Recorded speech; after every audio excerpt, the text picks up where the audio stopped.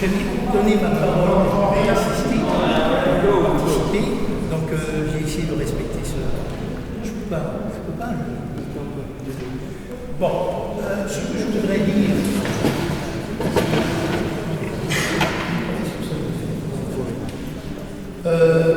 Merci. J'ai voulu. Il m'a été demandé en fait d'intervenir sur le problème monétaire, l'AES, les lois et les En fait, les intervenants qui m'ont précédé, on est en 2001. Je tenais à dire la chose suivante. Le problème qui se pose réellement, c'est d'abord celui des relations de la France avec ses anciennes colonies d'Afrique noire. Par rapport à cela, il y a un concept que j'ai mis en évidence, c'est celui de l'irréversibilité des avantages acquis via la posture coloniale. Alors, lorsque je parle de l'irréversibilité, c'est-à-dire que est-ce qu'on décide de continuer sur la même trajectoire alors que les pays ont acquis l'indépendance? Vous voyez bien tout de suite que la continuation sur la même trajectoire ne sera pas possible, que cette irréversibilité, que ce statu quo doit être remis en cause. C'est le problème fondamental qui se pose parmi nous. L'autre problème, le faille mettre en exergue, en scène, c'est à titre de rétrospective stratégique, si vous prenez la Corée comme nation au niveau du PIB. En 1960, le PIB de la Corée du Sud était autour de $50, le même niveau de PIB que le Ghana ou les pays africains. À l'heure actuelle où nous sommes en train de parler, le PIB de la Corée du Sud est de $33 000 et la Corée du Sud est contributrice au niveau de l'OCDE. Donc vous voyez tout de suite qu'il y a des problèmes économiques qui se posent, des problèmes de politique économique qui se posent. L'autre élément que je voudrais considérer, je vais le chercher dans mon terroir, dans mon domaine d'activité, que sont les mathématiques. Au sortir de la guerre, lorsque les mathématiciens français avaient été décimés pour des raisons où on avait dit que tout homme devait participer à la guerre, au niveau de l'Allemagne, on avait mis les scientifiques de côté, donc ils ont au moins été décimés. Les Français, les jeunes Français, s'étaient rendus compte que leurs professeurs de l'université étaient en retard par rapport à la science, et donc la seule chose qui restait à faire, c'était d'aller dans d'autres pays, dont notamment en Allemagne, pour acquérir des niveaux de compétences par rapport au retard qu'avaient subi. Vous constatez qu'on constate. Alors, ça m'amène à mettre en évidence ceci. Ça fait plus de 60 ans que nous sommes dans un apprentissage depuis l'indépendance. Donc c'est un problème qui se pose. Cette année, ça fait 30 ans que nous avons connu ce qu'on a appelé la dévaluation, qui a mis à plat complètement l'économie africaine. Autre élément, puisqu'il s'agit de parler de France et des femmes, en 30 ans, ça fait 40 ans cette année qu'un économiste camerounais, Chungyang Pemi, qui a été l'élève du premier prix Nobel français, qui est justement Maurice Allais, qui a écrit un ouvrage intitulé Monnaie, servitude et liberté, et qui dénonçait que le franc CFA ne pouvait pas participer et contribuer au développement du continent africain. Il en fait la théorie et la démonstration mathématique économique. Voilà. Donc la question que je désire traiter aujourd'hui, c'est la souveraineté monétaire en tant qu'outil au service de la politique économique. Alors, quel est l'intérêt effectivement d'une souveraineté monétaire? L'intérêt d'une souveraineté monétaire, elle permet effectivement la détermination des taux d'intérêt interne qui vont servir justement à la détermination des taux des banques secondaires, mais mieux encore, de pouvoir contrôler l'inflation, de pouvoir également résoudre les problèmes, effectivement, de chômage, de stabilité économique et de la croissance. Alors, si on prend le cas de l'Afrique, la situation qui se pose, c'est que, si l'on prend, il est important d'évoquer le cas du Maroc.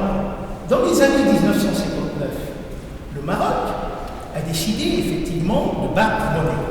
Et j'ai un document qui met en évidence que quand Mohamed V avait été inscrit dans cette trajectoire, la Banque de France a accompagné le Maroc en lui envoyant des experts et qui permettaient effectivement de prendre en charge la totalité de sa politique monétaire. Mais figurez-vous, par rapport à l'ouvrage que je viens de sortir d'écrire, qui est celui du Togo, Sylvanus Olympio, en 1957, il s'est s'était attaqué à ces problèmes, effectivement, du franc CFA, et avait décidé de battre monnaie. Non seulement il a battu monnaie, il a créé, en fait, la banque centrale. Donc, vous voyez, en fait, ce que l'on retrouve aujourd'hui, même, il est important d'évoquer que le poulain de Sonko a été élu en sortant de prison, mais il faut rappeler que dans les années 50, Sylvanus Olympio a gagné les élections tout en étant en prison. C'est important de le rappeler, les rétrospectives historiques. Voyez-vous? Alors, moi, je suis extrêmement interpellé par la situation, effectivement, de la France dans le cadre de ses relations avec sa colonie et ses anciennes colonies. Elle rate le coche parce qu'elle considère, elle ne se pose pas des questions. Quand même avoir un élève qui pendant 60 ans passe son certificat d'études primaires et ne réussit pas, il y a deux choses entre le professeur d'université que je suis, soit l'élève est un cancre, soit le professeur est mauvais. Mais c'est quand même un problème fondamental à se poser. Mais pourquoi je pose ces problèmes-là? Parce qu'on ne peut pas continuer à dire qu'on définit une politique de coopération et ne pas mesurer effectivement les contributions de cette politique de coopération. Voyez-vous, qui est aussi de ne pas mettre en valorisation les ressources endogènes.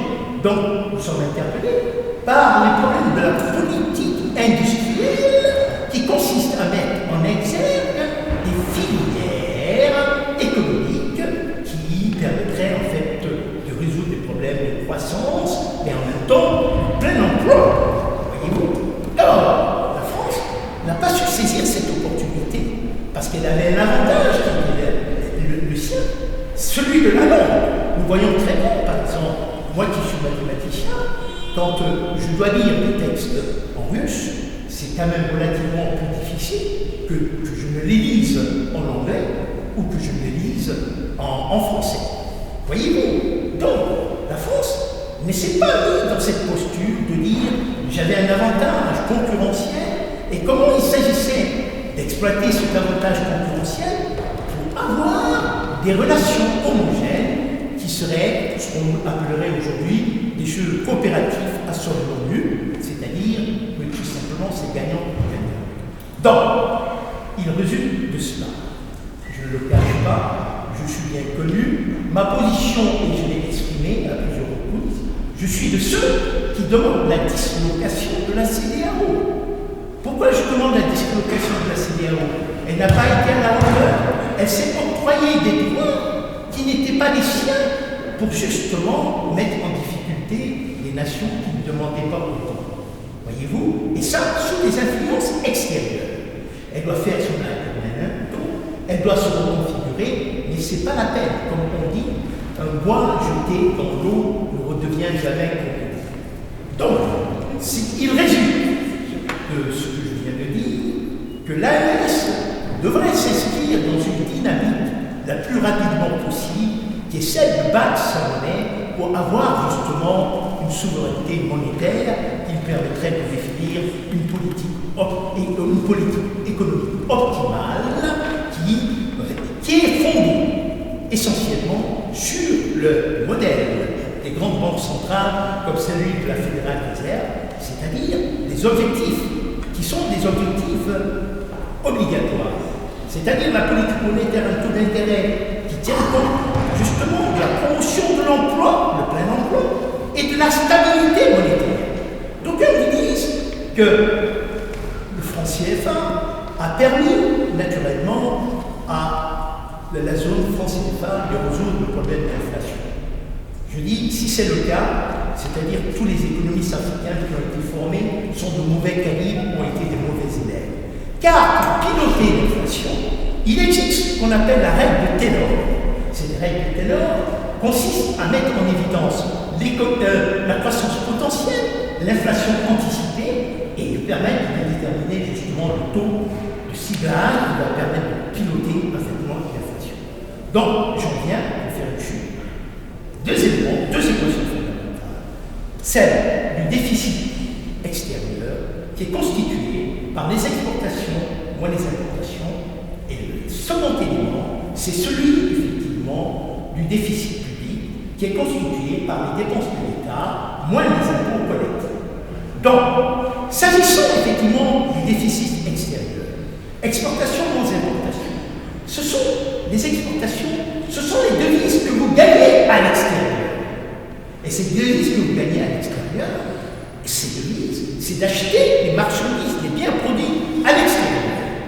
Donc vous voyez que dans le cas du franc CFA, ces devises étaient complètement, disons, détenues par leur opération. Et la marge de manœuvre qui était celle, naturellement, des pays de la zone franc CFA, c'était à hauteur de simplement d'utiliser 0,35 de E de l'exportation. Ensuite, c'est passé à 0,50 de E. Vous voyez très bien que cette marge de manœuvre, alors que le I, l'importation, était assez élevé. Donc on avait un déficit extérieur qui était extrêmement élevé, et ce déficit extérieur étant extrêmement élevé, il fallait le financer. Comment il fallait financer cela? Et ça a été financé par des emprunts. Et ces emprunts ont amené, effectivement, si vous prenez un ratio dette par rapport au PIB, si l'économie la situation n'était pas soutenable. C'est ce qui nous amène et a amené effectivement à ce qu'on a appelé en fait la dévaluation pour utiliser le modèle Fleming, c'est-à-dire baisser le prix de l'exportation pour avoir un effet volume plus important. Alors, maintenant, si vous prenez le cas, naturellement, de la seconde équation dont j'ai parlé, et qui est, en fait, les dépenses de l'État moins les impôts. Or, si vous prenez au niveau des États africains, nous avons un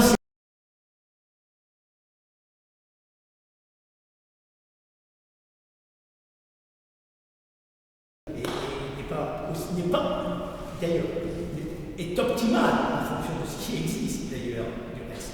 Donc, il faudra pouvoir reconfigurer naturellement les économies africaines, et en particulier celui de l'AES, selon des structures macroéconomiques, et nous avons des instruments, des outils, pour pouvoir justement permettre à l'AES de s'en sortir, et de devenir, si l'État français désire définir de nouveaux rapports avec ses anciennes économies,